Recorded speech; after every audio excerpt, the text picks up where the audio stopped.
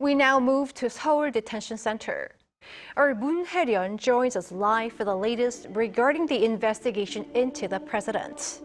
Hye-ryeon, President Yoon has not yet returned there following the impeachment trial hearing.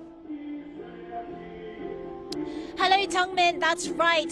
So despite expectations that President Yoon would return directly here to the Seoul Detention Center, as you can probably tell from the very expectant crowds playing their music way up high from behind me to show their support for President Yoon, he has instead stopped by the Armed Forces Seoul Hospital in order to take a routine health checkup.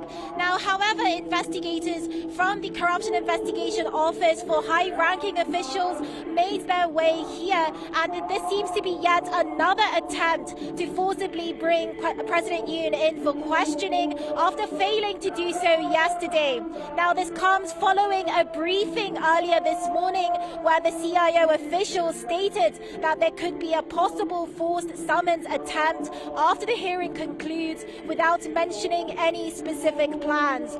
Yesterday, 6 CIO prosecutors and investigators visited the Seoul Detention Center at 3 p.m. to forcibly take President Yoon in for questioning before eventually withdrawing as Yoon refused to cooperate and following resistance from the president's legal team.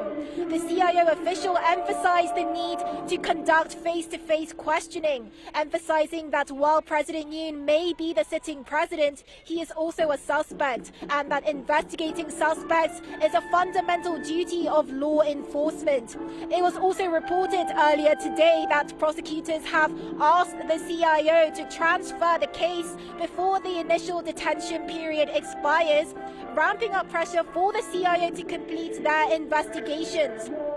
The CIO does not have the authority to indict, so the case must eventually be handed over to the prosecution for further action.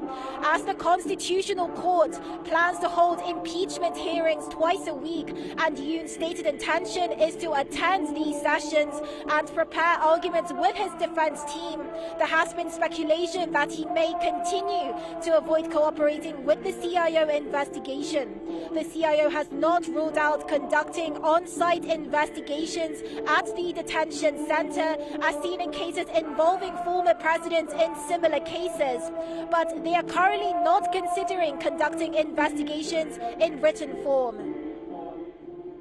And what has been the response from the president's team thus far?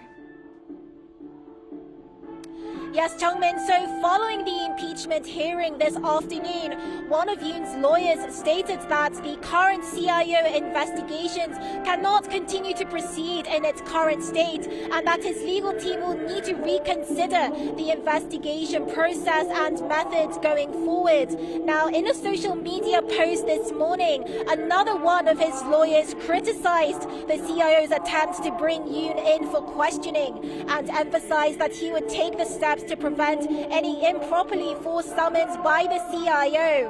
Yoon's legal team has also strongly criticized the CIO for prohibiting visits for the detained president from anyone other than his legal representatives, arguing that restricting family meetings unrelated to the charges of insurrection is a vindictive act rather than a legitimate investigative measure, and have demanded the immediate revocation of such a decision. The CIO has also decided to ban Yoon from sending or receiving correspondence, which his lawyer Yoon Suk-yeol criticized as inhumane. The CIO has cited concerns over potential evidence tampering as a reason for imposing these restrictions, but Yoon's legal team has dismissed these allegations as baseless and unjust. And that's all I have for today. Back to you, Jung-min. All right, Hye-ryeon, thank you for that coverage. That was our Moon Hye-ryeon with the latest on the investigation led by the Anti-Graft Office.